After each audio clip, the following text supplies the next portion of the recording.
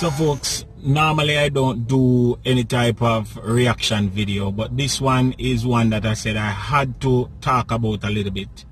And I do hope that you can drop your comments, you know, below in the comment box if you agree or you don't agree. And I give you the scenario of the video. It's a Jamaican flight booking agent, and just the dialogue that ensues. I do hope that you watch the video and let me know what your response is, and then I go come back and talk to you after you done watch the video. Alright? Yeah man, remember me tell you. Right next to the barcode, that's okay for that. Passport is a must. Let me show your passport to the ops agent before you get on the plane. If you don't have it, no problem, you can't pass that door. You have to beside me or beside she. We board in numerical order. We board according to the groups A, B, and C. The stanchions, you see the numbers them. So make sure to turn up according to the numbers, numerical order. The monitors are going to show A, B, or C depending on which one is boarding time. All the pre-boarders, them wheelchairs and others who need assistance, we come up as so, right up as so the front part, we board one of us. After the A group, we deal with the B, then the C. You know, and no B can turn up with the A and no C turn up with the B. Everybody sit down until sit down time. Numerical order 1, 2, 3, 4, 5. You know, 1, 10, 20, 2 come up as so. So we board just according.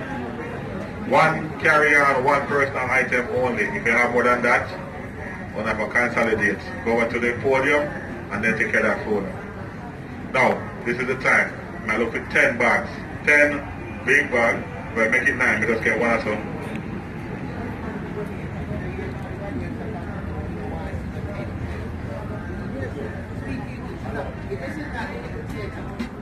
My lady and Jamaica come from, don't it? So we all chat patois that we learn to. So if you're upset, we're sorry for you. Alright? So if you're not proud of your own culture, then something wrong with you. Alright.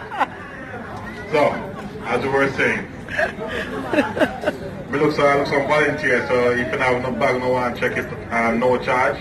I look around 9 volunteer check bags because the flight is full. And we might have to check some bags on the C group.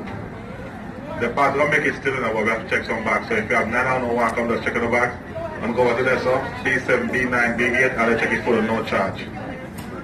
Why? If you don't love the culture, something wrong.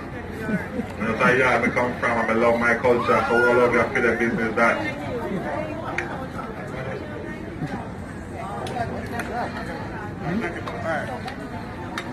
Alright, so all my yard people, except the one who don't like the yard culture, big up on yourself. I love the whole of you. Alright, the English part is ready.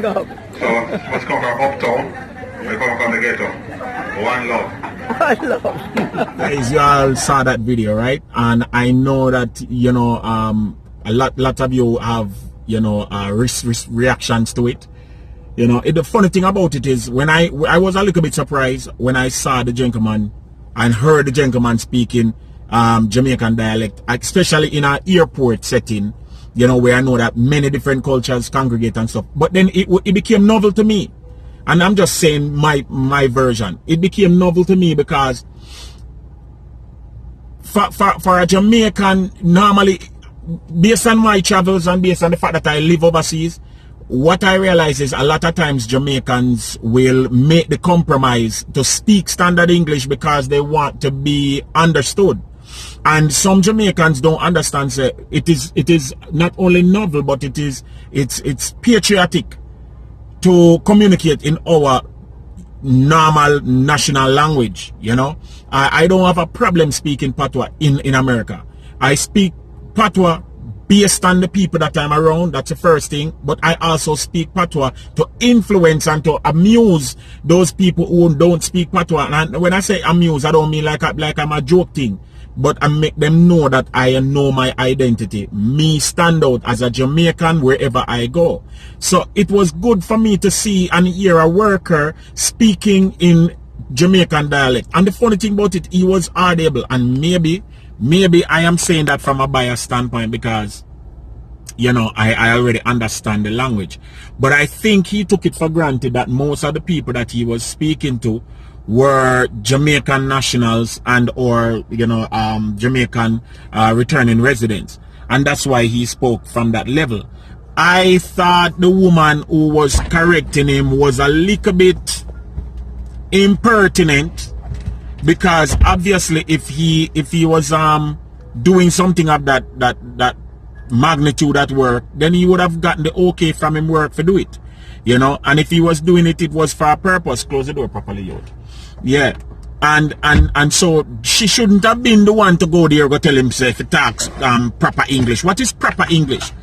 You mean speak standard English? Standard and proper are two different words.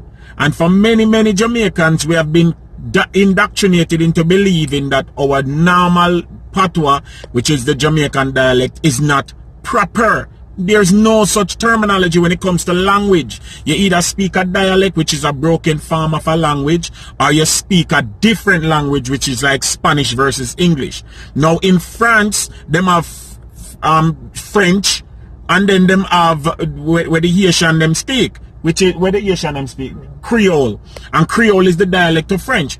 Now she being proper, go up to the man in at the airport for go correct the man. I mean, I hear that thing that the man are doing work, and people were obviously amused by it, and people were responding to him. As a matter of fact, to be honest with you, it seems to me like sometimes when you're speaking in the Jamaican dialect, it's much more efficient, because you say what you mean and you mean what you say. So I don't know why she take it upon herself to go chastise the man and believe that she should have been the one to correct the man. Guys, let me know what you think about this. And if you like this type of reaction video and you want more from Yardie TV, let me know, because I try a thing. 2019 and we are step out. Hey, Josh the Real, say hello. Hi. Yeah man, some I think different, you know, and on my forte we don't do reaction video all the time. But in this case, I felt it pertinent, because why? Me a Yardie belly in a foreign. You understand? And Yardie basically is signifying that I am a son of the soil. I'm Jamaican, 100%. Now, I love my patois, and as I said, I use it as much as opportunities I get as possible to use my patois. I do use it. Sometimes I have to slow down, and sometimes I have to change certain words so that I do not lose the message in the content. But the most important thing is I am still representing. I give it kudos to this gentleman who decided to use him Jamaican dialect in a work zone. I give real respect to him for not taking it to any other level other than just correcting the lady, set her straight, and move on back to business as usual. Because hey, at the end of the day, some people mind small, some people not used to, you know, freedom of culture and freedom of choice. Some people just facetious. You understand? But until such time as we do another video, let me know what you're saying in the comment them below. And I'm gonna make sure that I try my best to answer every comment. And so please keep it clean. Make we know what go on with the comment them. Alright? Blessings, remember, Yardie belly in a foreign. Live and laugh, cook and eat. And remember, my tagline is turn it on and make fashion. And that's if you do.